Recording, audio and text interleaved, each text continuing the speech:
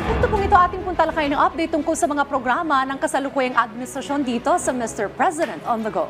Una nga po dyan mga kababayan, Pangulong Ferdinand R. Marcos Jr. prioridad ang kaligtasan ng bawat Pilipino sa gitna ng paghagupit ng Typhoon Nando sa northern provinces. Tinututukan po at mahigpit na binabantayan ng ating Pangulo ang sitwasyon sa bansa. Siniguro ng ating Pangulong Ferdinand R. Marcos Jr. sa publiko na handa ang ating pamahalaan sa pagresponde sa impact o magiging apekto ng Super Typhoon Nando.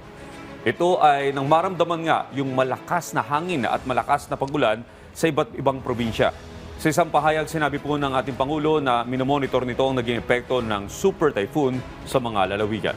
Aniya ay nagsagawa nga ng mga preemptive evacuation sa mga vulnerable areas kung saan ang mga local governments ay nakipag-ugnayan po sa Department of Social Welfare and Development o DSWD at iba pang ahensya para agad pong matugunan ng pangunahing pangailangan po ng mga evacuees.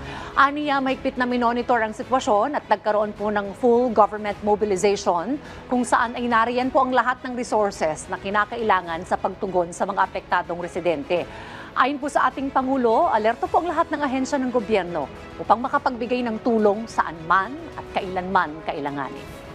At yan po muna ang ating update ngayong umaga. Abangan ang susunod nating tatalakayin patungkol sa mga aktibidad at programa ng kasalukuyang administrasyon dito lamang sa Mr. President on the Go.